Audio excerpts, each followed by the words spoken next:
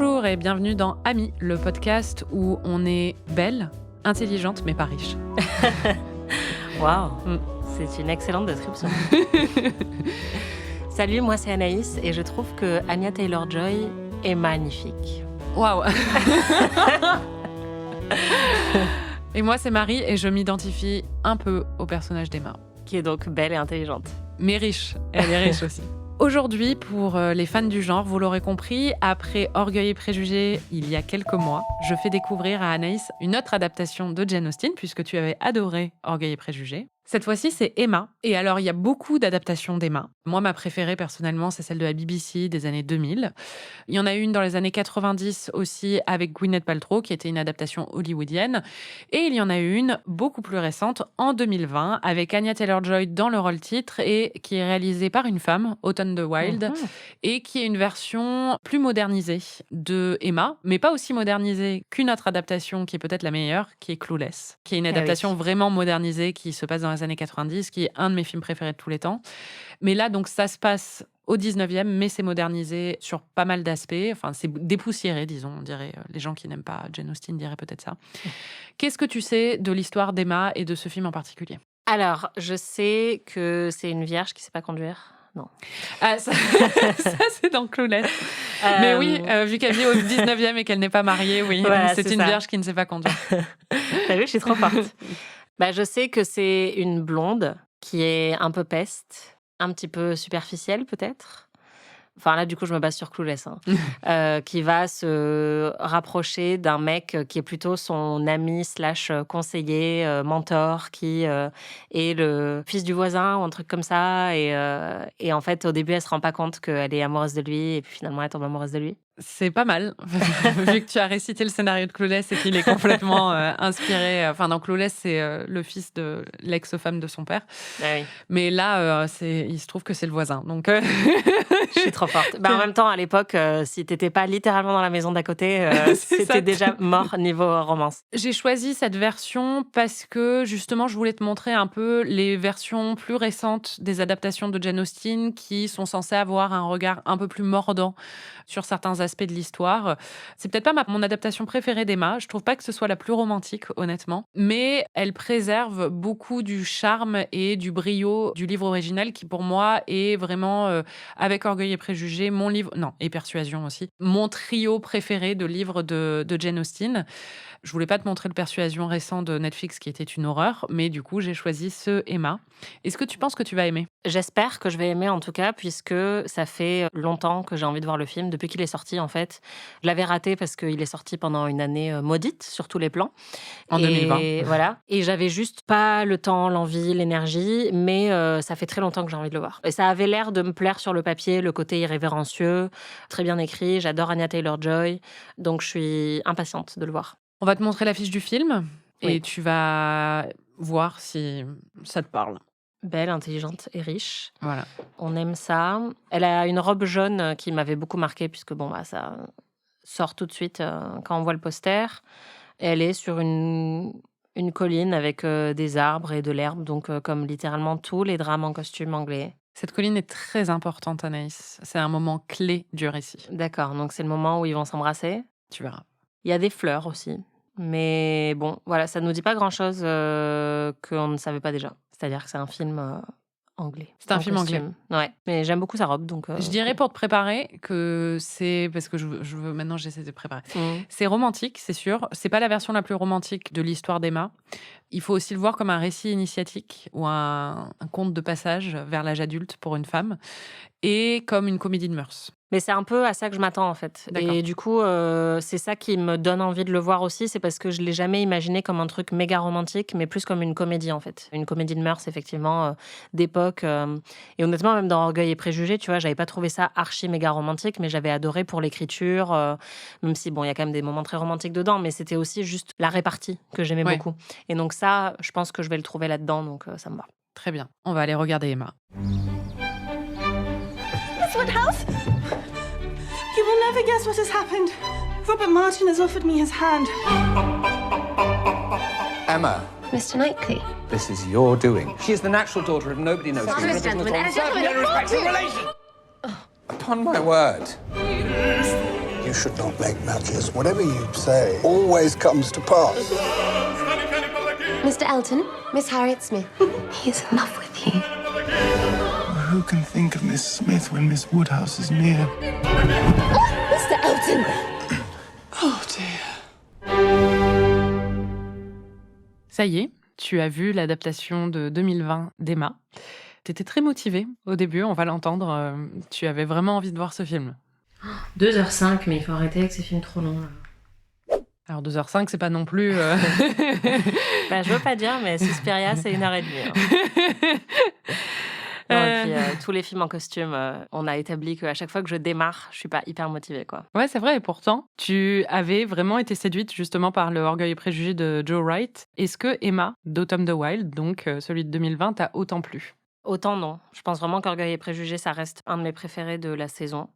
Après, c'était très plaisant.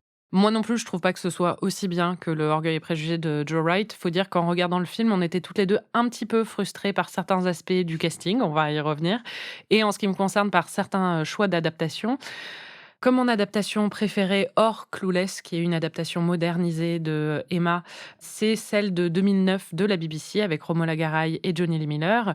On en a un peu parlé pendant le visionnage et tu as accepté des devoirs supplémentaires, comme ça a été le cas pour moi parfois dans ce podcast. Moi, je suis très sérieuse, très bonne élève. Oui, c'est vrai. Et tu as donc regardé, pour préparer cet épisode, cette version de la BBC. De 4 heures. De 4 heures, en effet, parce que c'est une mini-série.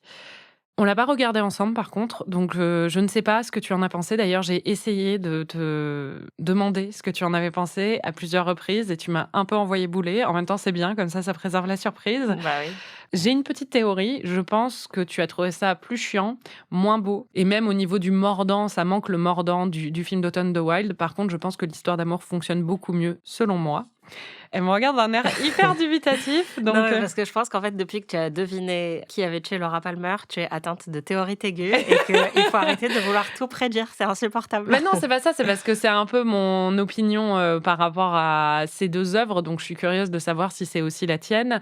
Est-ce que tu as aimé la version de la BBC et est-ce que tu l'as préférée au film de 2020? Oui et oui. Ah ouais? Ah, trop bien! C'est vrai? Oui. Ah, trop bien, je suis trop contente. Alors là, je suis trop contente. T'es vraiment ma meilleure amie, en fait. On s'est vus 3 jours de suite avant que je voie en entier la mini-série. Et tous les jours, t'étais là. T'as vu Emma? T'as regardé la mini-série? C'est bien ou pas? Ça t'a plu ou pas? Donc, je voulais pas te répondre parce que tu me saoulais. Mais oui, c'est nettement mieux, je trouve. Ah, oh là là. T'as trop bon goût. Je t'adore. Vraiment. Attends, hein, parce que j'ai encore des films d'horreur à te montrer. Donc, On va revenir là-dessus, mais en fait, il y a une tendance dans les adaptations de Jane Austen à prendre un ton plus moderne, à essayer d'être un peu subversif dans la façon d'approcher l'œuvre. Et c'est vrai que c'est facile de voir ces adaptations-là comme plus qualitatives ou plus osées que les adaptations beaucoup plus classiques de la BBC. Mais je trouve que dans cette fidélité à l'œuvre d'Austen, la version de la BBC réussit vraiment à retranscrire tout ce que j'adore dans le livre et à faire ressentir des choses au niveau romantique que le film d'Autumn the Wild n'arrive pas à faire ressentir. je suis d'accord sur le fait qu'il y a... Comme je reviens de Cannes, donc je vais être insupportable. Dans le film, il y a du cinéma. Et dans la série, il y a de la télévision.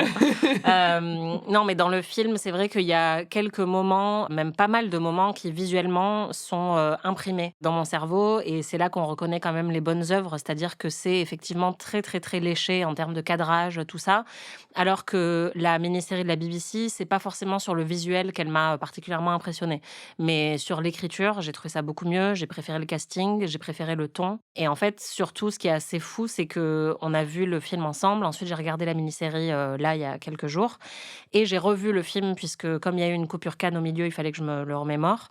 Après avoir vu la mini-série, le film me paraissait vraiment pas bon. Alors que j'en avais eu une bonne impression quand on l'a vu ensemble. Et là, en fait, enchaîner les deux, ça m'a fait voir le film au rabais. Quand j'avais vu le film d'Autumn the Wild, j'avais été un peu énervée. Et j'ai appris à l'aimer au fil des années parce que je l'ai revu plusieurs fois. Mais je trouve qu'en fait, il pêche dans le cœur, dans ce qui fait pour moi tout le brio et tout ce que j'aime en fait dans cette histoire d'Emma. D'ailleurs, est-ce que tu peux résumer en 30 secondes l'histoire d'Emma ? Donc ça se passe en Angleterre, à l'époque de la Régence, une époque où les coups étaient un peu les tétons du 19e siècle. Il fallait vraiment pas les montrer. Donc personne n'a de coups dans Emma. Et donc on suit Emma, une meuf qui se prend pour une sorte de Tinder humain, puisque Oui, sa plus grande passion, c'est d'arranger des coups entre les gens. Incompréhensible, mais ok. Bah, je sais pas, j'aimerais avoir une amie comme ça en vrai. Putain, je sais pas, elle pourrait lire des livres à la place en fait. Moi, je comprends pas du tout ce hobby, mais passons. Autour d'elle, c'est un peu comme pendant les booms en 5e, c'est-à-dire que tout le monde se drague, tout le monde danse avec tout le monde, et quand tu te fais jeter par un garçon, bah tu tentes celui d'à côté. Du coup, pendant Emma, il y a plein de personnages qui s'engagent et qui ensuite se dégagent. Et avec tous ces rebondissements romantiques, Emma ne se rend pas compte que l'amour de sa vie, Mr. Knightley, se trouve juste sous ses yeux. Oui. C'est la deuxième histoire de Jane Austen que tu découvres après Orgueil et Préjugés. J'espère que tu vas en découvrir plein d'autres après. Je te conseille vraiment Persuasion, et à tout le monde je conseille Persuasion, pas forcément les adaptations de Persuasion, même si celle des années 90 est vraiment bonne, mais le livre est magnifique. Oui, bah je sais, j'étais en face de toi quand tu lisais ce livre pendant nos vacances et tu voulais pas me parler parce que tu voulais lire ton livre.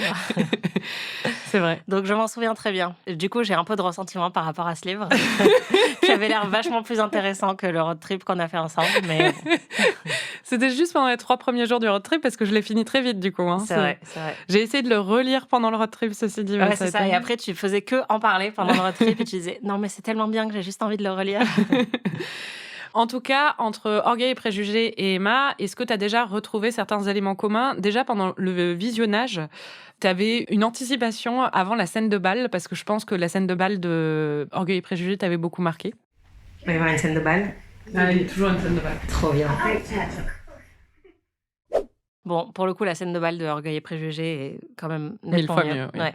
Oui, bah déjà le fait qu'il y a beaucoup de personnages, j'ai trouvé. Oui. Que donc il faut un petit peu s'accrocher parfois pour tout suivre, parce que comme vous le savez, je suis limitée parfois dans ma compréhension des œuvres. Bah, ça a un côté très charmant, quand même assez bienveillant, surtout dans la version mini-série, beaucoup plus que dans le film de Emma. Très ensoleillé, très anglais, il y a beaucoup de scones et de fleurs. Et très moderne, forcément. En fait, je pense que le plus gros point commun pour les deux, c'est que c'est des héroïnes féminines que je trouve vraiment remarquables. Et je peine à trouver leur équivalent, en fait, dans la fiction. Marie me regarde avec une tête chiante. Une tête chiante, mais réjouie. Je trouve ça fou de voir aussi peu d'héroïnes qui aient autant de complexité que les héroïnes de Jane Austen que j'ai découvert pour l'instant. Même dans un cadre très restreint, elles sont vraiment très, très, très complexes, avec vraiment beaucoup, beaucoup de couches. Et ouais, je trouve que c'est remarquable. Je suis totalement d'accord. Et franchement, autant il y a des moments dans cette saison où on a eu peut-être des incompréhensions, on n'était pas je totalement... me suis dit que t'étais vraiment conne. Non, pas du tout, mais où on n'était pas alignés sur les œuvres. Et forcément, en fait, c'est normal quand on se fait découvrir les œuvres d'un genre avec lequel l'autre n'est pas familière nécessairement, ou n'a pas d'affinité naturelle. Mais en fait, je pense que ça, c'est ma plus grande victoire et surtout ma plus grande source de joie. Que j'ai bon goût. En fait, je pense que Jane Austen, pour le coup, c'est pas du tout original, encore une fois, je le sais, mais pour moi, c'est vraiment la sainte patronne de tout ce que j'aime dans les comédies romantiques, dans les œuvres romantiques en général, dans la littérature du 19e, c'est, je pense, ma période préférée en termes littéraires. Et en fait, voir à quel point tu vois toutes les qualités, en même temps, je suis pas surprise, tu as très bon goût et tu es très intelligente, mais voir à quel point tu saisis en fait tout ça, même en ne lisant même pas les livres, en voyant juste ces œuvres adaptées à l'écran, c'est très réjouissant et c'est hyper gratifiant en fait, parce que je pense que c'est ce que j'aime le plus dans les œuvres que je t'ai montrées, même si ces adaptations-là sont pas forcément mes préférées, mais c'est des œuvres que je chéris particulièrement, et donc voir que tu les reconnais comme vraiment super, c'est super. Mais c'est marrant parce que pendant le film, tu avais remarqué d'autres similitudes, par exemple avec le personnage du prêtre, du vicaire. Tout de suite, tu as dit je me méfie de lui parce que je sais que dans tous les Jane Austen, il y en a un dont il faut se méfier. Et ouais, après, tu me l'avais dit. Oui, c'est vrai. Bon, là, c'est plus Frank Churchill et aussi Lee, le personnage joué par le vicaire. Mais t'identifiais aussi ces dynamiques-là, donc ça m'a fait rire. Ouais, bah, même sur Harriet Smith, par exemple, qui est malheureuse en amour au début du film, et tout de suite, je t'ai dit, bah, c'est sûr qu'ils vont finir ensemble à la fin. Enfin, c'est vrai qu'en ayant juste vu Orgueil et Préjugés, j'avais tout de suite compris le template, en fait, enfin, le schéma. Ils finissent un peu, ensemble à la fin, bah oui. Ouais, voilà. Et je comprends le côté plaisant de savoir un petit peu où ça va et de se laisser porter par les rebondissements. Faut dire que là, il y en a vraiment beaucoup dans Emma. C'est très plaisant. C'est marrant que tu dises qu'il y en a beaucoup parce qu'on a reproché à Emma au moment de sa sortie qu'il ne se passe rien dans le livre. Ah ouais. Parce que c'est un roman de mœurs et c'est un livre réaliste parce que ça s'attache beaucoup à décrire le quotidien d'une petite bourgade anglaise. Et donc, il y en avait beaucoup qui se disaient, mais enfin, c'est quoi l'histoire de ce livre, en fait? Alors, ça, c'est des gens qui passaient pas assez de temps dans les toilettes des filles à gossiper. Hein, oui, exactement. À ce niveau-là, il se passe beaucoup de choses. Exactement. Justement, qu'est-ce que tu as pensé de l'intrigue? J'ai beaucoup aimé l'intrigue. Je pense qu'en fait, c'est mon aspect préféré de l'œuvre dans les 2 adaptations que j'ai vues. C'est aussi ma limite, même si j'ai trouvé ça vraiment super par rapport à Orgueil et Préjugés, c'est que je trouve que Orgueil et Préjugés se pose tout de suite comme une œuvre très, très romantique. Alors que là, il y a tellement d'intrigues autour et il y a tellement de personnages que c'est extrêmement plaisant comme univers à regarder en fait se développer. Mais l'intrigue romantique elle-même, j'ai l'impression qu'elle occupe peut-être 20% de l'œuvre. En tout cas, elle est tout le temps là en filigrane. Mais par exemple, quand on parle de tension sexuelle, de regards un peu échangés, tout ça, bah, je trouve qu'il y en a assez peu, que ce soit dans la mini-série ou dans le film que j'ai vu, par rapport à Orgueil et Préjugés. Donc l'intrigue, je la trouve hyper plaisante. Je la trouve moins romantique que d'autres trucs de Jane Austen que j'ai vus. Alors, il y a des quiproquos, donc c'était très angoissant. Mais c'est très fun à regarder, en fait. Après, du coup, je m'y perdais un peu, parce qu'entre Weston, Clinton, Eston, Johnson, je sais pas quoi, enfin, au bout d'un moment, je comprenais pas. C'est trop compliqué, là. Tout le monde flirte avec tout le monde. C'est marrant parce qu'en fait, ce que tu disais sur le fait que c'est pas forcément l'intrigue romantique qui est au cœur du récit, c'est vrai parce que c'est plus un roman d'apprentissage, en fait, où c'est Emma qui se découvre et qui découvre aussi les limites de sa personnalité ou de ce qu'elle croit et de ses propres croyances en général.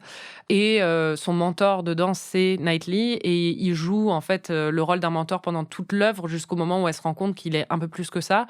Après, moi, je trouve que dans la version de la BBC, il y a quand même beaucoup plus de moments entre eux, et il y a des moments où tu vois chez lui naître quelque chose, alors qu'elle, pour l'instant, ne s'en rend pas compte.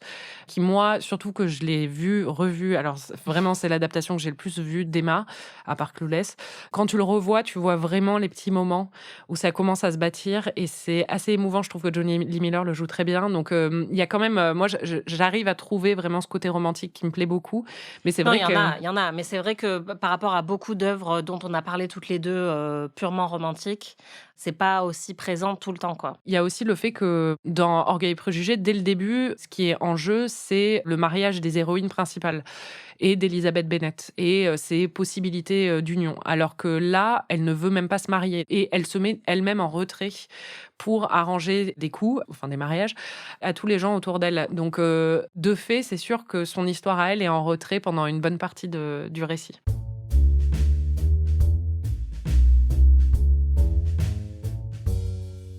Justement, l'héroïne de l'histoire, c'est évidemment Emma. Comment est-ce que tu la décrirais ?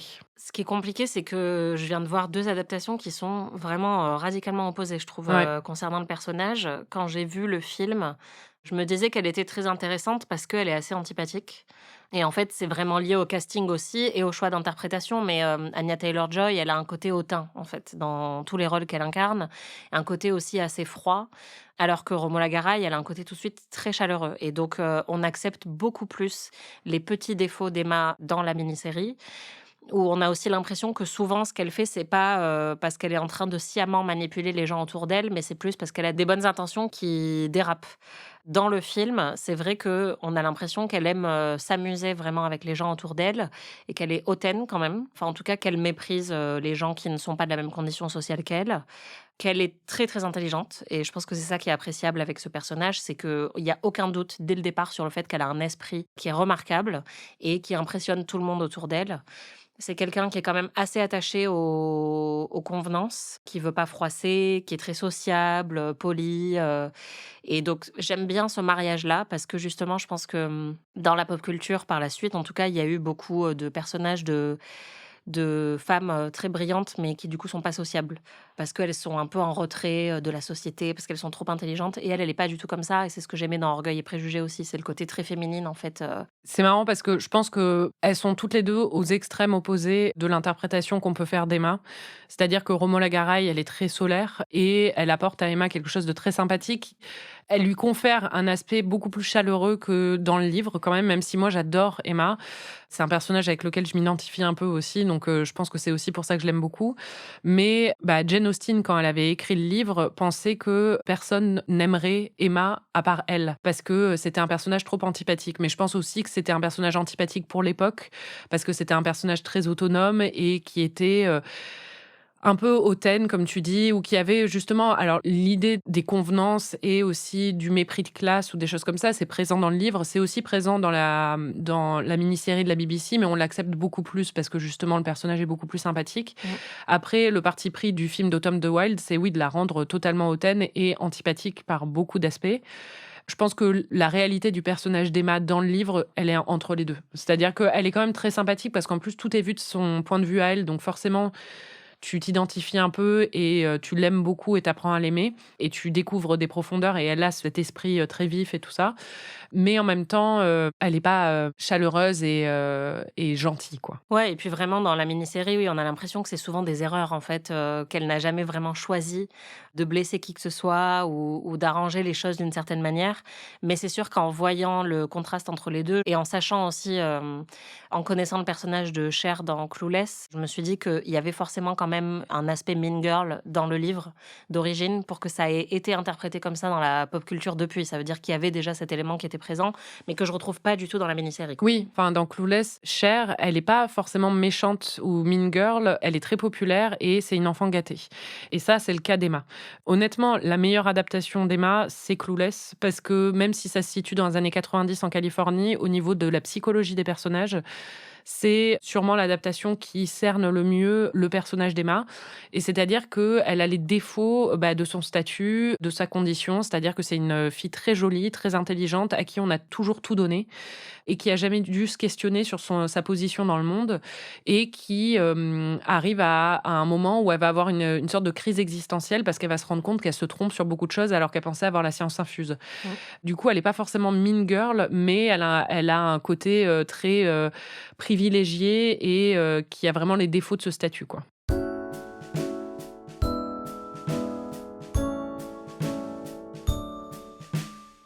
On le disait, une chose qui est intéressante chez Emma, qu'on ne trouve pas justement dans les héroïnes, dans les sœurs Bennet, parce que les sœurs Bennet, tout le cœur de l'intrigue de Orgueil et Préjugés, c'est que c'est 5 sœurs qui vont perdre toute leur fortune et leur héritage au profit d'un cousin éloigné quand leur père va mourir. Donc leur mère est obsédée à l'idée de les marier, tandis qu'Emma n'a pas de frère, il n'y a pas d'héritier masculin, c'est elle qui va hériter, et en plus elle est déjà maîtresse de sa maison, elle s'entend très bien avec son père dont elle s'occupe.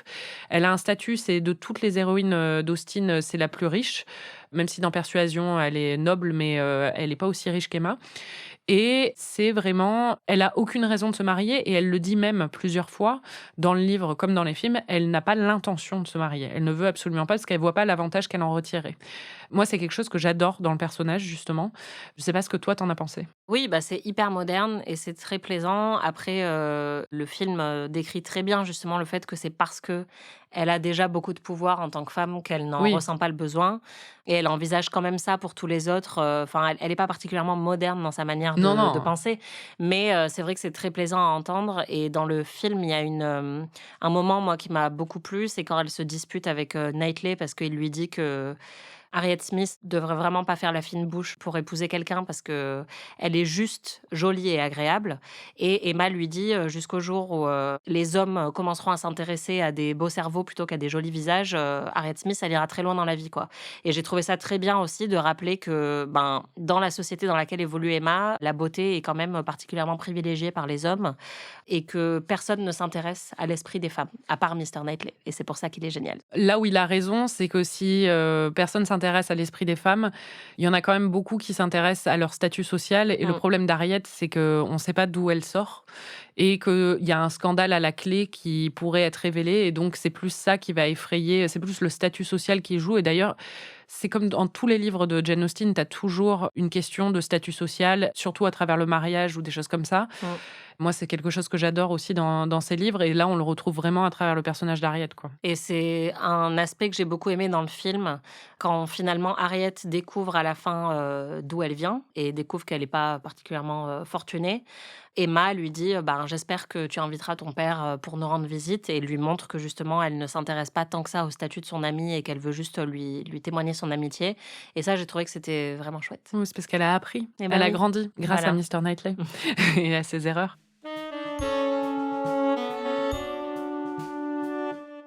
Dans Emma, il y a beaucoup de personnages masculins. Tu l'as fait remarquer pendant le visionnage, d'ailleurs. Il y a trop d'hommes dans cette histoire. Je m'y perds. Il y a Weston, il y a Churchill, il y a Knightley. Et en plus, comme ils s'envoient des lettres, tous ces gens-là, il faut suivre, parce que parfois on parle d'eux, mais ils sont pas là. Oui, c'est vrai. Il y en a un, ceci dit, qui est plus important que tous les autres, dans la fiction comme dans la réalité. C'est Mr. Knightley.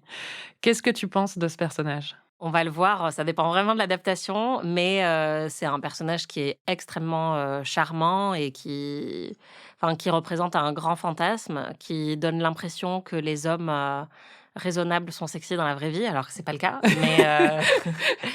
Mais en tout cas, oui, il est particulièrement droit moralement, il a beaucoup d'esprit. Dans la mini-série, j'ai vraiment beaucoup apprécié son humour, encore plus, je trouve, parce qu'il a un côté moins coincé que dans le film. Il a un côté protecteur, il est extrêmement généreux, non seulement avec Emma et son père, mais avec tous les personnages de l'œuvre. Donc, il est assez parfait. Enfin, il a pas de défaut, en fait. Oui, c'est vrai. C'est peut-être pour ça. Moi, je dois avouer que vraiment, c'est mon idéal masculin. C'est-à-dire que Knightley, ça a toujours été, dès que je l'ai découvert dans le livre, la première version que j'ai vue d'Emma, c'était la version de 96 avec Gwyneth Paltrow. C'était avant que je lise le livre. J'avais bien aimé le film, je l'avais vu plusieurs fois. C'est marrant, je l'ai revu pour préparer cet épisode en me disant, si ça se trouve, c'est celui-là que j'aurais dû lui montrer. Et en fait, pas du tout. Il est vraiment pas bon du tout. Il n'y a aucune alchimie entre les personnages, en fait. Mais Knightley, quand je l'ai découvert dans le livre et dans la version aussi de la BBC, pour moi, il n'y a pas mieux que Knightley, en fait. Parce que l'espèce de mélange, comme tu dis, entre l'intégrité et le sex appeal, c'est vraiment très rare de voir ça à l'écran parce que c'est tellement un trope des films romantiques d'avoir des personnages sombres comme on avait vu avec Rochester ou des personnages qu'il faut changer comme Darcy où il faut qu'il apprenne à être meilleur pour le personnage féminin. Là, c'est vraiment un personnage qui en fait... il est parfait, il est déjà en kit installé. Non, mais c'est ça. On n'a pas à lui faire acheter des nouvelles chaussures un peu moins loser. Non, Tout va bien. Il est complètement indépendant, intègre, droit, intelligent. Riche. Non, vraiment, il a tout pour lui. Le seul truc qu'il a, c'est vrai qu'il est un peu moralisateur avec Emma et qu'il a un côté, de toute façon, c'est la dynamique entre les deux qui peut, je pense, gêner certaines personnes. Il a 16 ans de plus qu'elle, donc il a connu petite alors que lui était adolescent. Et il a un côté un peu paternel avec elle, c'est-à-dire qu'il va souvent la réprimander. C'est d'ailleurs ce qui est... J'adore. Oh, moi aussi. C'est d'ailleurs les scènes récurrentes entre eux dans le livre. Et c'est ça qui l'a fait progresser. Il y a aussi une évolution chez lui où il se rend compte lui-même parfois que la raison pour laquelle il est si dur envers elle, c'est parce qu'en fait, il a des sentiments qu'il ne s'avouait pas jusqu'à maintenant. Et ça aussi, j'aime beaucoup. Voilà. Il est très conscient de son intellect à elle depuis le début. Une des premières phrases, je pense qu'elle vient du livre, quand il lui dit que sa vanité ne se situe ailleurs que dans son physique, puisqu'il dit, pour quelqu'un d'aussi joli que vous avez l'air de pas du tout vous préoccuper de votre propre physique, mais vous êtes vaine d'une autre manière. Donc, il est un peu en train de l'insulter. Tout de suite, en fait, ça établit qu'il la trouve très belle, mais que ce qu'il admire le plus, c'est son esprit. Et il y a plein de passages dans le film comme dans la mini-série où il fait des remarques justement sur son intelligence, sur ses traits d'esprit, sur le fait qu'elle est un peu au-dessus de tout le monde dans cette catégorie. Et c'est extrêmement plaisant aussi de voir un homme qui reconnaît les qualités intellectuelles de la femme en face de lui. Oui, même pendant les disputes, il lui dit par exemple que voir quelqu'un d'aussi intelligent qu'elle utiliser son intelligence à des fins aussi répréhensibles, c'est triste, quoi. Qu'il vaut mieux ne pas être aussi intelligente si c'est pour l'utiliser comme ça. Et je pense que ça, c'est un truc que j'avais beaucoup aimé dans Clueless, parce que justement, elle avait elle collait à un personnage que nous, on a connu parce que c'est la lycéenne dans les années 90 qui est populaire, qui est un peu superficielle, tout ça. Et c'est un personnage qu'on ne considère pas comme intelligent la plupart du temps. Et c'était extrêmement charmant de voir que lui croyait toujours en elle et voyait à quel point elle était intelligente alors que c'est la fille superficielle à qui on accorde généralement peu de crédit. Forcément, on a plus de distance par rapport à ça quand on voit les adaptations fidèles au roman de Jane Austen puisque c'est la Régence. Donc, Oui, et puis c'est pas une lycéenne de Hollywood qui va faire des blagues sur Marky Mark ou des choses comme ça. Ouais, mais qui est blonde peroxydée. Voilà, exactement.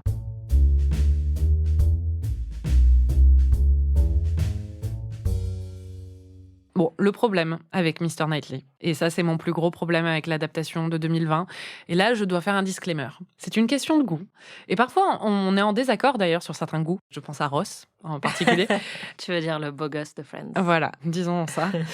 Mais là, vraiment, moi, quand j'avais vu le casting de Johnny Flynn, qui donc était connu pour son rôle dans Lovesick, dans le rôle de Knightley, c'est même pas que je le trouve pas beau ou quoi que ce soit, c'est que pour moi, c'est pas Knightley. Il n'a pas l'espèce de noblesse que j'imagine et que j'associe au personnage de Knightley. Et donc, j'avais été vraiment désarçonnée par ça et je le trouve pas très bon dans le rôle. Il y en a beaucoup qui l'aiment beaucoup dans ce rôle. Il y avait beaucoup de gens qui avaient salué le fait qu'il a apporté un sex appeal au personnage de Knightley qu'on n'avait pas vu avant. Enfin, tout ça parce qu'il est filmé nu dans sa scène d'introduction, quoi. Voilà. Pas parce qu'on a des fesses qu'on a du sex appeal. Et donc, je dois dire que pendant le visionnage, on était totalement raccord sur ça. Donc, ça a donné lieu à des commentaires qui vont peut-être déclencher des réactions épidermiques chez certains auditeurs. Je suis désolée. C'est vrai qu'on a jugé un peu son physique. Un peu durement. Alors que moi, je le trouve charmant au final. Hein. C'est juste que dans ce rôle-là, je n'adhère pas. Pour moi, c'est pas que le physique parce que il pourrait être extrêmement charmant et charismatique. Le physique, c'est vraiment qu'une question de goût, comme tu l'as dit. Mais pour moi, c'est plus que... Il a absolument pas de charisme dans ce rôle. Enfin, il a vraiment le charisme d'un bol de gruau, quoi. Et ils ont pas d'alchimie tous les deux. Ouais. Et en plus, il est tellement caché. Il a une frange, des héros flaquettes, et en plus, il a un col qui lui remonte jusqu'au nez. Donc déjà, pour le voir, il faut se lever tôt. Et il a un côté très froid. Et je pense que c'est aussi le problème de l'adaptation de Autumn the Wild, c'est que, en fait, il y a une froideur généralisée. Il y a un ton beaucoup plus sardonique que dans la mini-série. Mais du coup, ça fait vraiment coincer. Ouais. Et il a l'air vraiment très coincé. On va écouter nos réactions. J'aurais jamais dit choisir cette version, j'ai hésité à cause de ça, parce que vraiment, enfin, le problème, c'est mon gros problème avec ce film, quoi, c'est que... Oui, t'as pas envie qu'ils finissent ensemble parce qu'il est moche, quoi. C'est ça. Et donc, du coup, le Love Interest n'est pas le prêtre. Ah, tu sais pas, tu vas voir. Il y a peut-être plusieurs Love Interest. Parce que Josh O'Connor est tellement plus hot que lui. Même Bill Nighy, honnêtement. Il me fait pitié, là. Putain, mais pourquoi ils ont fait ça? Ça me déprime, en fait, là, parce que d'entendre ça sur Knightley, quoi.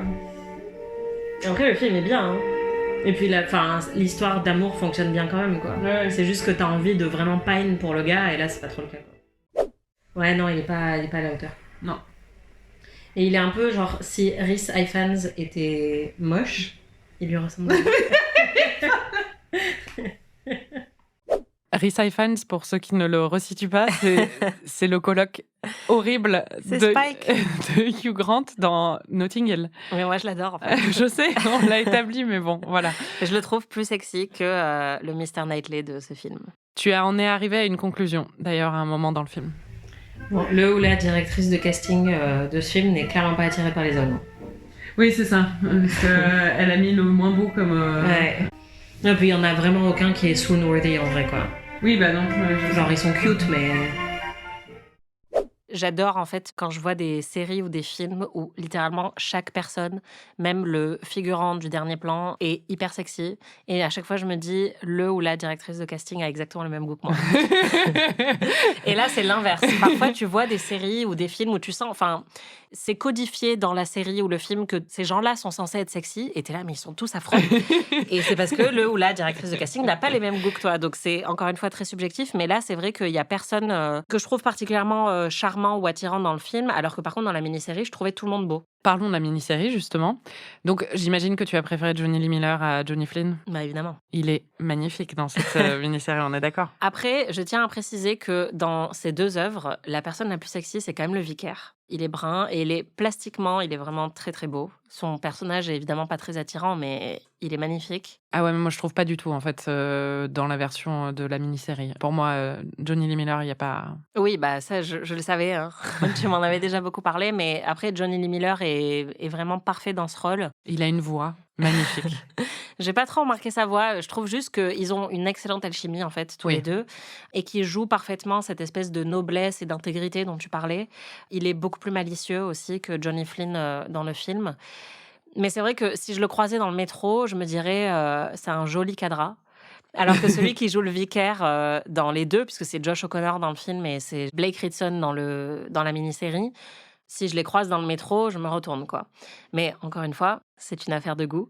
Mais oui, Johnny Lee Miller, il est nettement au-dessus. Ouais, il n'y a pas photo. Je fais une petite aparté parce que en fait, je pense qu'il y a des gens qui vont peut-être être dérangés par le fait qu'on parle du physique des acteurs, mais en fait, c'est vrai que c'est des films romantiques. Et dans les films romantiques, il y a des leads romantiques. Et ce serait se mentir à soi-même que de penser qu'on peut omettre totalement le physique de l'acteur et sa propre attirance pour cet acteur, ou pour ce personnage en tout cas, dans l'évaluation de l'œuvre en fait. C'est-à-dire que, évidemment, que en général, nos œuvres romantiques préférées sont avec des leads romantiques masculins ou féminins qui nous attirent. Les acteurs sont les rares artistes dont les attributs physiques font aussi partie de leur art et de leur talent. Et c'est pour ça qu'il faut bien les caster, bien les choisir. Et évidemment, ce n'est pas que ça, mais c'est du magnétisme. Et Johnny Flynn, c'est pas qu'on trouve qu'il est moche objectivement, puisque ça n'existe pas. C'est juste que je le trouve vraiment pas très magnétique ou charismatique. Et qu'en plus, il n'a pas une très bonne alchimie avec Anya Taylor-Joy dans le film. Ouais, c'est surtout là-dessus que ça se joue, quoi. Tout à fait. Et Johnny Lee Miller, il est parfait.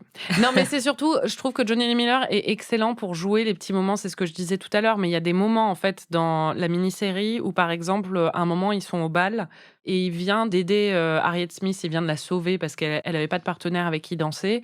Et il se retrouve à parler avec Emma et Emma lui dit « Je connais enfin ton secret ». Et là, il la regarde d'un air un petit peu paniqué et il est tout de suite soulagé quand elle lui dit « Tu sais très bien danser, tu étais le meilleur danseur d'entre nous et tu ne voulais pas le faire ». Et ces petits moments-là, où il y a des moments où il la regarde avec tellement de tendresse, d'affection. Et non, mais c'est vrai, hein, elle me regarde comme si j'étais folle. Mais non, parce que je t'imagine tellement, genre, t'as passé des années dans ta chambre à rêver de Johnny Lee Miller, quoi. Mais non, mais quand je regarde ce film, c'est quelque chose, je trouve qu'en fait, évidemment, quand on aime les films romantiques, il y a cet aspect-là qui est très important. Et c'est comme Ben Whishaw, par exemple, dans Bright Star, il arrive à capturer quelque chose du sentiment amoureux et de la façon dont t'as envie qu'on te regarde, quoi. Et des moments aussi de prise de conscience que tu aimes l'autre ou que tu es un peu submergé par ton affection ou ta tendresse pour la personne en face. Et c'est toujours très émouvant de voir ça, en plus, dans un personnage comme Knightley, qui est un personnage qui, si on peut lui trouver un défaut, c'est pas quelqu'un de très émotif, c'est quelqu'un d'assez dans la retenue, dans la maîtrise, de très noble. Et en fait, Johnny Lee Miller parvient à retranscrire ça quand même, ces moments d'émotion, sans trahir la nature du personnage. Et je trouve ça assez remarquable. Et c'est aussi pour ça que j'aime beaucoup son interprétation. Et j'ai forcément trouvé ça beaucoup plus romantique quand c'était lui qui a interprété le rôle. Et Romola Garai. Que t'avais pas aimé dans Atonement. Non, mais comme quoi, là aussi, le physique et la coupe de cheveux, ça joue beaucoup. Parce qu'elle est quand même beaucoup mieux coiffée dans... Ouais, moi je la trouve hyper belle dans Emma, vraiment je la trouve... Ouais, elle est hyper jolie, alors que dans Atonement, en même temps, la pauvre, elle est en train de ramasser les bouts de cerveau de Jérémy Régnier, donc c'est un peu ingrat. Elle est pas aidée, la pauvre. Non.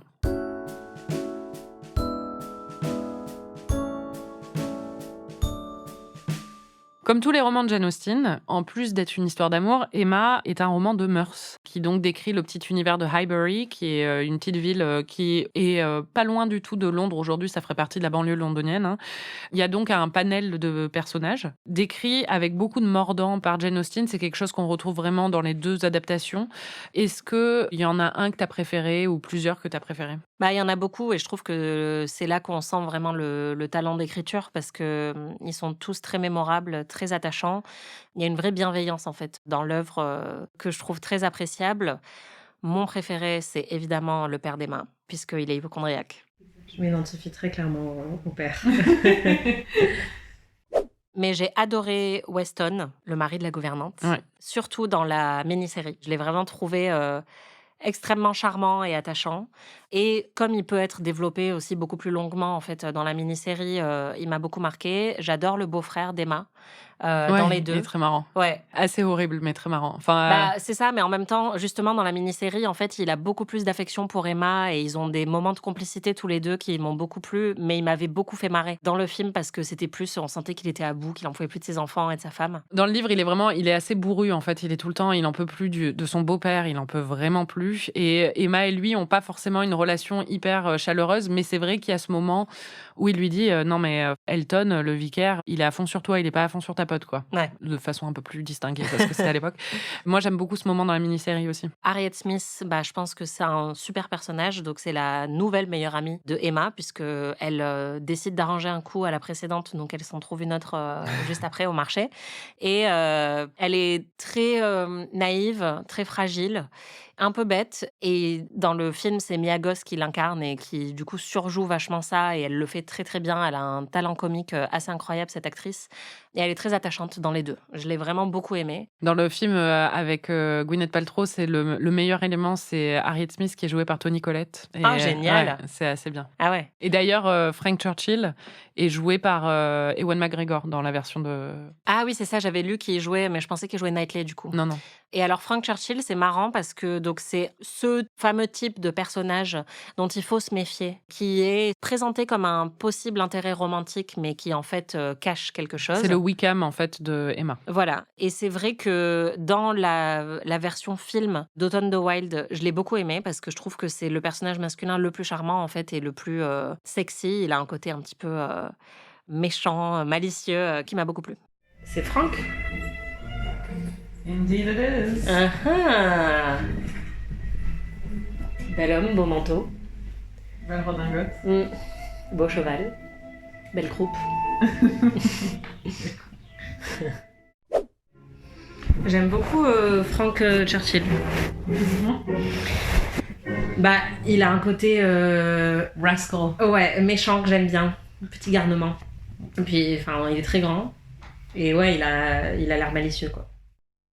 Il a un physique très particulier. C'est Callum Turner qui jouait aussi dans Les Animaux Fantastiques, notamment. Mais dans plein de choses. Il est très charmant. Et son côté, justement, malicieux, je cache un petit peu des choses à mon entourage, fonctionne très bien dans le film. Dans la mini-série, je l'ai trouvé insupportable. Je pense que c'est peut-être aussi parce que je savais dès le départ de quoi il s'agissait, mais en même temps, j'ai compris au bout de 30 secondes dans le film.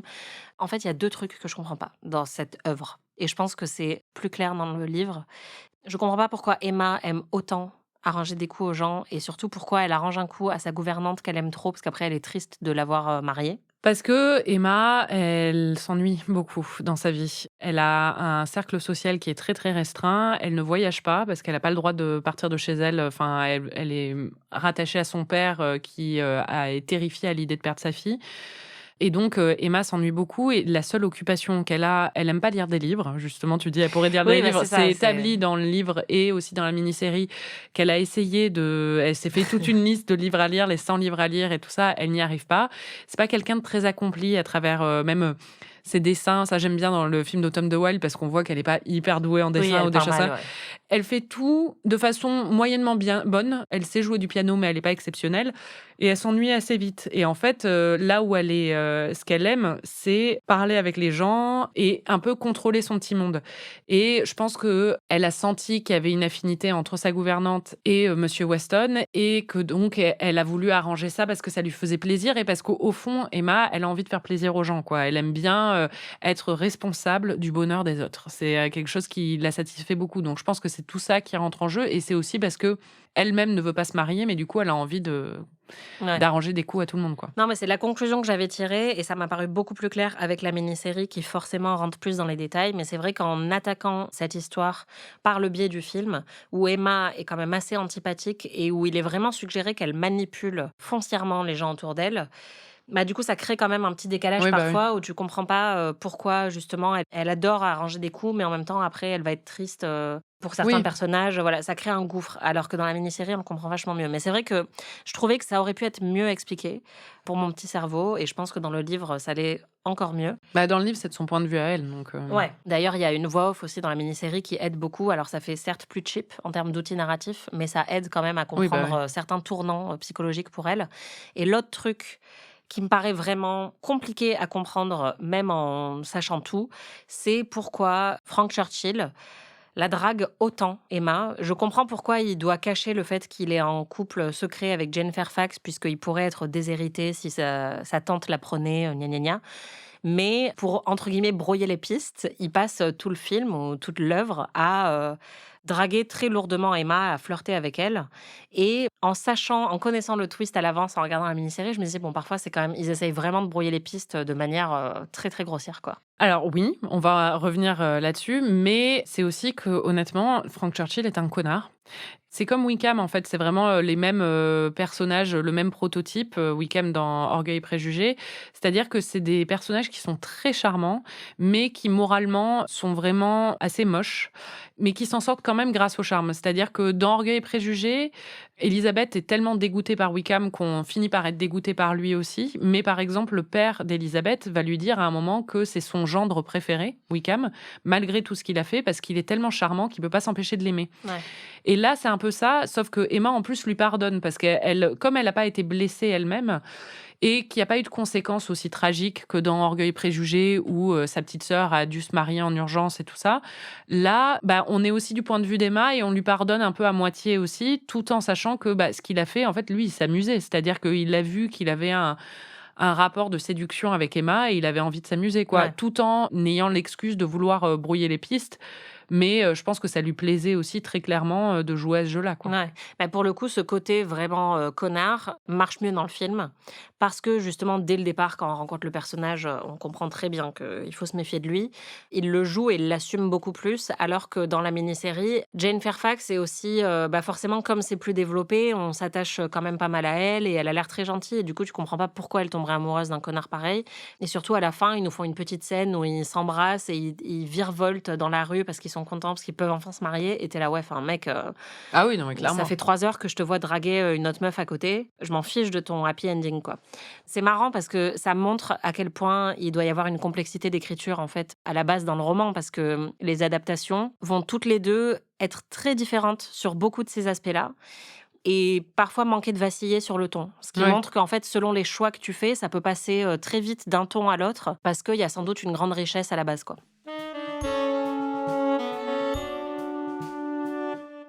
Je voulais que tu vois aussi l'adaptation de la BBC parce qu'il y avait cette déception autour du personnage de Knightley que je voulais pas qu'on reste là-dessus. C'est intolérable. Exactement, mais en même temps aussi parce que je trouve ça très intéressant justement, et je trouve que ça se reflète dans la conversation qu'on a, de voir un peu la façon dont une œuvre peut être adaptée de manière différente selon l'interprétation qu'on en fait.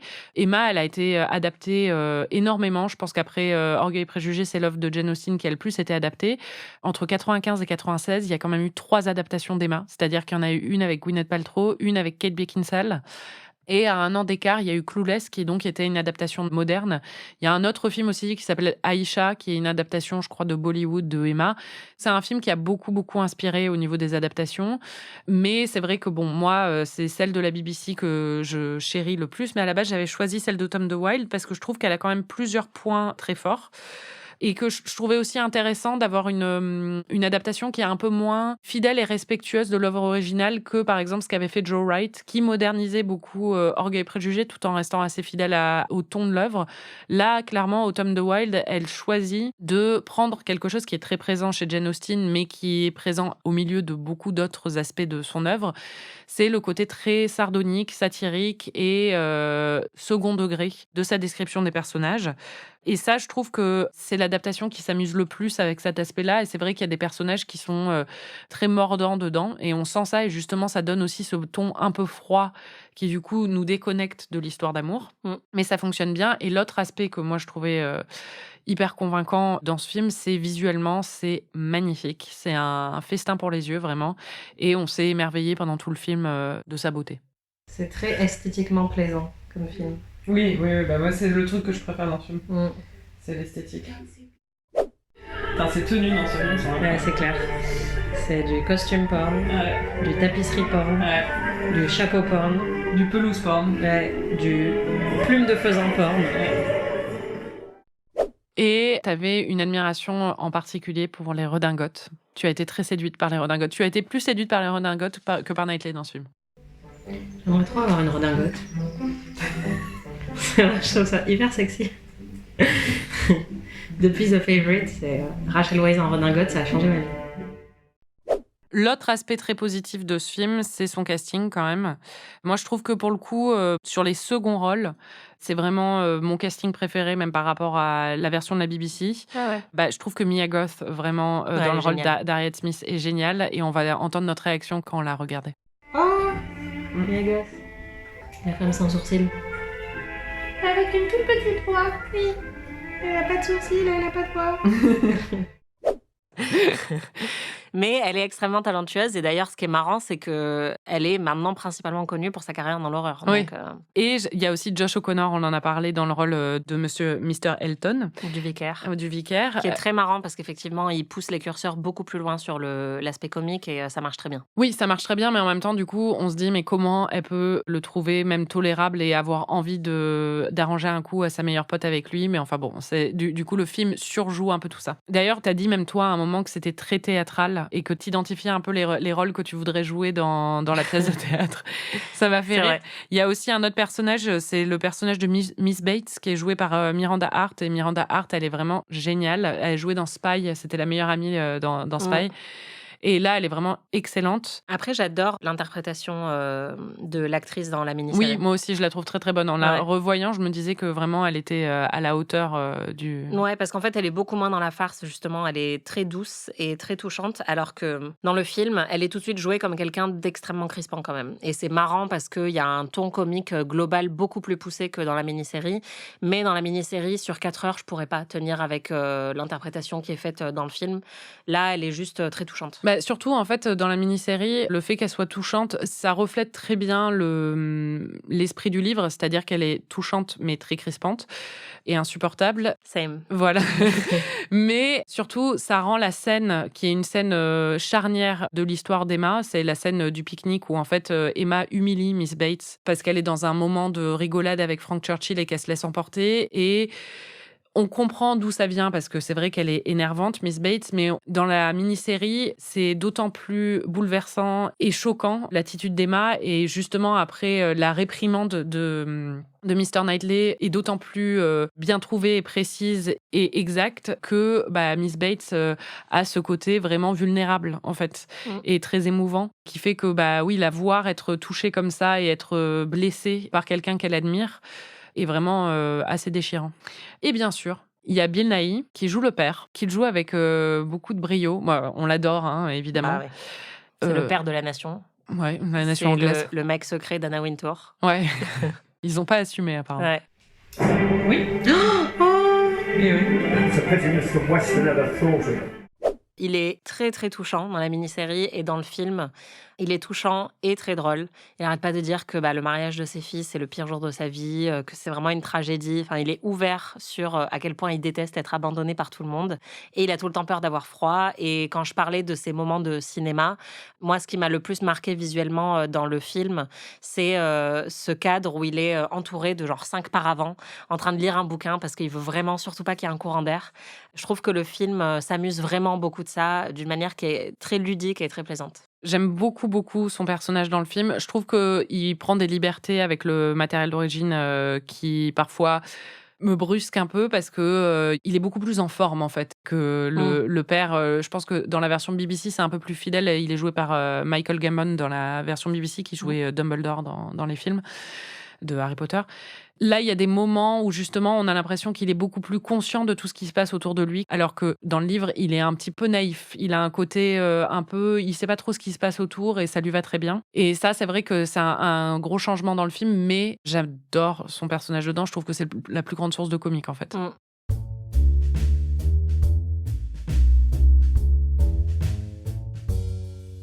Une chose qui m'a vraiment marquée en fait en regardant le film avec toi, que j'avais pas remarqué avant, c'est que en fait Emma a été décrit comme un des premiers livres policiers et comme un des premiers livres à mystère. C'était même avant Edgar Allan Poe et tout. Sauf qu'il n'y a pas de crime, il n'y a pas de meurtre, mais il y a pas de policier. Il n'y a pas de policier non plus. Mais il y a une intrigue, un mystère à résoudre. Et en plus, le livre est raconté du point de vue d'Emma. Donc, il y a plein d'indices au fur et à mesure du livre où quand tu relis le livre en sachant ce qui se passe à la fin avec Frank Churchill, tu te rends compte qu'il y a des scènes que tu interprètes de son point de vue à elle au début d'une certaine manière, et quand tu le relis, tu te rends compte qu'il était en train de se foutre de sa gueule, quoi. C'est pas un who done it, c'est un who married it. Voilà, exactement. Et en fait, en voyant le film, tu as tout de suite deviné tous les rebondissements. Et c'est parce que tu es brillante, bien sûr, mais je pense aussi que c'est parce que le film, comme il est très théâtral et qui pousse le curseur très loin sur certains personnages en les montrant vraiment comme des connards ou des choses comme ça, eh ben, on perd de ce mystère. C'est-à-dire que très vite, on se rend compte qu'il y a anguille sous roche, alors que ça devrait pas être le cas, honnêtement. Pour expliquer ce que c'est le mystère, Monsieur Churchill arrive, il commence à draguer Emma, et pendant ce temps-là, il y a Jane Fairfax, et les deux sont des personnages un peu mystérieux sur lesquels on ne sait pas grand-chose. Elle, sa principale caractéristique, c'est qu'elle boude tout le temps, et quelqu'un lui a envoyé un piano par secret, et lui, il n'arrête pas de la descendre, en fait, publiquement, enfin, auprès d'Emma, et donc on n'est pas censé se douter qu'en fait, ils se sont fiancés en secret, et c'est ce qui est révélé à la fin, alors que Emma, depuis le début, pensait qu'elle allait se marier avec lui, et en fait, non, il est déjà engagé à se marier avec une autre femme. Même il lance des rumeurs sur Jane Fairfax, donc il y a des intrigues, genre qui lui a envoyé le piano, il y a des gens qui pensent que c'est Knightley, il y a plein d'éléments autour de ça, et t'as tout de suite tout deviné. Le problème, c'est que sa meuf, c'est Jane Fairfax. Mais elle le sait pas. Tu es rapide, toi, hein? Je commence à comprendre Tu vois qu'il se passe quoi, là? Elle parle de qui, d'après toi? Bah, elle est amoureuse de Knightley et elle pense qu'elle est amoureuse de l'autre. T'es trop fort! Mais ça va, j'arrive à comprendre un film. Tu es trop fort! Ça va, c'est pas non plus une énigme. Mais non, mais je pense que c'est parce que aussi le film est trop évident sur certains trucs, parce que c'est censé te surprendre quand même quand ça arrive vraiment, tu vois. Genre Jane Fairfax et Churchill, t'es pas censé le deviner aussitôt que tu l'as deviné, quoi. Là, elle va lui dire, mais non, je m'en fous. Moi, c'est l'autre que j'aime. Ouais. Et ouais, moi aussi, je peux deviner des trucs. Non, mais concernant Fairfax et Churchill, en fait, dans la scène où on vient d'apprendre qu'elle a reçu un piano secret, on coupe tout de suite vers son regard à lui avec une espèce de sourire en coin. Donc, c'est révélé, en fait, Oui, c'est quasiment immédiatement c'est pas du par tout le cas film. dans la mini-série, et d'ailleurs Oui. dans le livre non plus. Enfin, dans le livre, comme je disais, tout est du point de vue d'Emma, donc en fait, elle ne se rend compte de rien, et tu t'en rends pas compte non plus quand tu lis le livre. Et par exemple, le fait qu'Harriet soit amoureuse de Knightley et que Emma pense qu'elle est amoureuse de Churchill, ça aussi, c'est un autre moment où, quand tu lis le livre, à aucun moment, tu te doutes qu'elle peut être amoureuse de Knightley, parce qu'elle vient d'être sauvée par Churchill sur la route, et du coup, tu te dis, évidemment, c'est Churchill dont elle parle. Et donc, tous ces moments-là, c'est vrai que je trouve ça un peu dommage dans le film qui sacrifie ça, alors qu'il n'y avait pas trop de raison de le sacrifier, en fait. Ouais, c'est vrai qu'en voyant la mini-série après, je trouvais que tous ces moments étaient pas du tout annoncés et que donc la surprise avait dû être immense pour les gens qui découvraient la mini-série pour la première fois ou qui découvrent le livre, alors que ouais, dans le film, pas du tout. Après, dans le film, ça joue plus sur le plaisir du quiproquo pour les petits pervers qui aiment ça, parce qu'on comprend tout de suite que justement Emma, elle, est en position de non-savoir et nous, on sait. Et donc, ça peut créer autre chose comme plaisir pour le spectateur, quoi, de se dire, oh là là, elle est en train de s'embourber dans un truc, et notamment quand elle pense que Harriet Smith est amoureuse de Churchill alors qu'en fait c'est Knightley. Là, ça procure quand même un petit peu de plaisir. Même si tu n'es pas une grande fan des quiproquos, on va l'entendre. Allez, un quiproquo. Oh, le pauvre. C'est horrible. C'est un quadruproquo, là.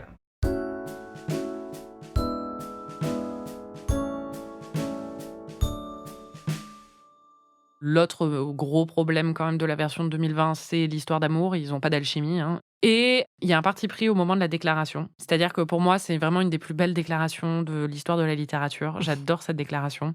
Si je t'aimais moins, je pourrais en parler plus. C'est très, très génial. beau. Ouais. Et en fait, là, on a une scène où... Bon, déjà, c'est Johnny Flynn qui dit tout ça, donc ça fonctionne beaucoup moins. Et en plus, je suis horrible.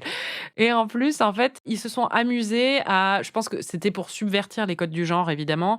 Emma, d'un coup, commence à saigner du nez au moment où elle devrait lui répondre... Et c'est vrai que c'est assez marrant et je trouve ça pas mal, mais ça enlève forcément une des joies des moments comme ça, c'est-à-dire que ça nous fait retomber complètement sur terre et t'as plus le côté romantique, quoi. Moi, je trouve que ça fonctionne très bien, le saignement de nez, parce que c'est vrai ça nous rappelle tout de suite, plus rapidement, le problème, qui est qu'elle vient de voir Harriet Smith, qui est donc sa meilleure amie, et qui lui a dit qu'elle était folle de Knightley, et que donc, elle a un peu sa loyauté qui est partagée à ce moment-là, et qu'en plus, elle ne s'attend tellement pas à tomber amoureuse et à devoir se marier un jour, ou avoir envie de se marier un jour, qu'elle est surprise par ses propres sentiments. Donc j'aime bien le saignement de nez, même si c'est sûr que ça fait un peu retomber le soufflet. Mais oui, le plus gros problème, c'est que la déclaration d'amour est faite par une flaque d'eau usée, quoi. Donc, comment être emballé par ça, alors que dans la mini-série, c'est super. C'est vraiment Je revois c'est génial. cette scène sur YouTube, mais régulièrement, en fait. J'adore ce moment, je trouve qu'il... tu sens toute sa vulnérabilité sous l'aspect vraiment, justement, cet homme qui est tout le temps dans le contrôle et tout ça, et d'un coup, il est en train de se livrer et d'être hyper vulnérable, et vraiment, cette phrase, je la trouve tellement belle. On sent la complicité, justement, de deux personnes qui se connaissent depuis qu'elles sont très jeunes ou qui se sont connues toute leur vie, dans la sincérité tout de suite qu'il y a dans leur échange. Ce qui est un truc qu'il n'y avait pas, par exemple, dans Orgueil et Préjugés, où c'est des trucs vachement plus sur l'emphase, ou même dans Jane Eyre, où c'est « tu crois que je suis moche, mais en fait, non, je suis trop belle ». C'était ça dans Jane Eyre. Alors que là, c'est vraiment plus sur... on sent qu'ils ont une amitié qui s'est bâtie pendant des années, et que donc quand ils arrivent à ce stade-là de la déclaration, ils sont limite aussi surpris que... Enfin, ils sont tous les deux très surpris, mais en même temps... ils peuvent très vite s'avouer leurs sentiments parce qu'il n'y a pas ce truc de je sais pas comment elle va réagir, tout ça. C'est extrêmement plaisant, c'est très, très émouvant, très romantique. Et en plus, ils s'embrassent, ce qui est très cool aussi, contrairement au baiser de main là, qu'on avait eu dans Orgueil et Préjugés. J'avoue que le baiser dans le film est vraiment super. Ouais. Vraiment très cool et très malicieux aussi. Il arrive un peu plus tard, le baiser dans le film. C'est pendant la dernière scène où ils sont avec le père, justement, et le père est caché par les paravents. Et vraiment, le baiser est vraiment super, tandis que c'est vrai que dans la version BBC, il est un peu plus chaste et distancié. C'est classique. C'est très classique. Après, ce que j'aime bien dans la version BBC, c'est qu'elle reste fidèle sur un point qui est très important, selon moi. Dans la version 2020, quand il fait sa déclaration, elle dit tout de suite Harriet, il faut que je lui dise tout de suite parce qu'elle est amoureuse de toi, quoi. Elle lui révèle les sentiments de sa meilleure amie, ce qui n'est jamais quelque chose que Emma ferait parce que elle est très loyale en amitié, même si elle fait connerie sur connerie. Et ça, on le retrouve, dans le livre, c'est hors de question. Et justement, elle a une espèce de dilemme où elle essaie de lui faire comprendre qu'il va falloir qu'elle règle quelque chose avec Harriet, mais sans lui dire de quoi il s'agit. Et dans la version de la BBC, on a ça aussi. Et d'ailleurs, j'aime bien le moment où elle lui dit Harriet, il faut que je dise quelque chose à Harriet. Il dit parlons d'Harriet, si on doit parler d'Harriet, c'est marrant. J'ai vraiment adoré parce que il est hyper marrant dans cette scène et puis surtout elle se retient de lui dire et elle finit par lui dire non, en fait elle m'a parlé de son cœur et ça m'a fait examiner mon propre cœur et c'est là que je vous ai trouvé. Et j'aime beaucoup cet échange qu'ils ont tous les deux et effectivement j'aime bien le fait qu'elle protège quand même sa meilleure amie. Oui, c'est la honte. C'est ça, c'est horrible. Alors que dans la version 2020, elle se gêne pas. Hein. Il y a un autre truc aussi que j'ai vraiment beaucoup aimé dans la version BBC, c'est la toute fin. Le film se termine sur le mariage, hyper classique, et la version de la BBC se termine par leur lune de miel, et où on apprend, c'est une surprise, et on apprend à la toute fin qu'il l'emmène voir la mère, puisqu'elle a dit à un autre moment, beaucoup plus tôt, qu'elle n'avait jamais vu la mère. Et donc j'ai trouvé ça c'est hyper romantique, mais j'adore en fait. Je trouve ça très poétique, et c'est quand même chouette de les voir justement avoir passé le cap du mariage, contrairement à Emma, le film, qui se veut moderne sur plein de trucs, mais qui au final se termine de manière très conventionnelle. L'électrocardiogramme, il faut le faire en 2 parties, j'imagine. Ouais. 2020 0,5. Ouais, 1 pour le baiser final qui est cool, quoi. Et il y a quand même quelques répliques qui sont bien, mais si elles pouvaient être incarnées par d'autres personnes, ce serait bien. Et je pense 7 pour la version de la BBC. Moi, je suis un 9,5. Hein. Je pense que vraiment, moi, ce qui me retient, c'est quand même que c'est en partie romantique, mais que pour moi, c'est pas forcément ce qui me saute le plus aux yeux quand je vois l'œuvre. Surtout quand on est dans le cadre, encore une fois, d'un truc sur des œuvres romantiques. Parce que pour moi, c'est plus une comédie de mœurs avec une jolie fin romantique, mais où il y a tellement plein d'autres choses qui se passent au cours de la mini-série que voilà. Je te fais découvrir des œuvres complexes. Tout à fait. Moi aussi. Hein. Bah oui, évidemment. Blair Witch, c'est hyper complexe. C'était Ami, merci Anaïs. Merci Marie. Et merci à vous de nous écouter toutes les semaines. Vous pourrez retrouver tous les épisodes d'Amis sur Slate Audio ou sur votre appli de podcast préféré. La semaine prochaine, Anaïs va me faire découvrir son film préféré de tous les temps. Peut-être bien. Peut-être. Suspiria. Si vous voulez le regarder, le film est disponible sur Mubi. Vous pouvez aussi nous retrouver dans notre autre podcast, PIC TV, où on vient de débriefer toute la saison de Succession, si vous voulez binger Succession et binger le podcast, et où on a fait un épisode spécial avec Malik Bentala pour parler de Succession, de toute la série, de tout ce qu'on aimait, et pour faire le deuil de la fin de cette merveilleuse série. En attendant, si vous avez aimé ce podcast, parlez-en autour de vous, et n'hésitez pas à nous mettre 5 étoiles et un petit commentaire. À très vite. Amis est un podcast d'Anaïs Bordage et Marie Telling, produit par Slate Podcast. Direction éditoriale Christophe Caron. Production éditoriale, prise de son et réalisation Aurélie Rodriguez. Musique Victor Benamou.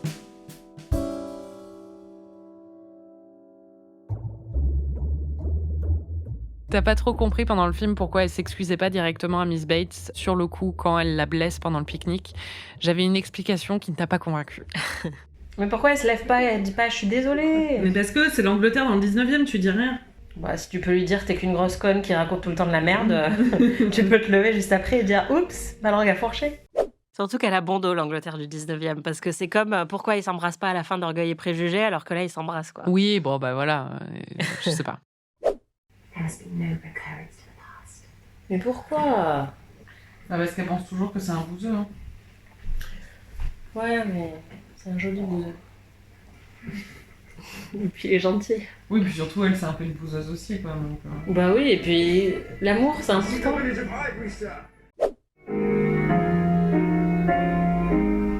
Eh oui, personne t'aime.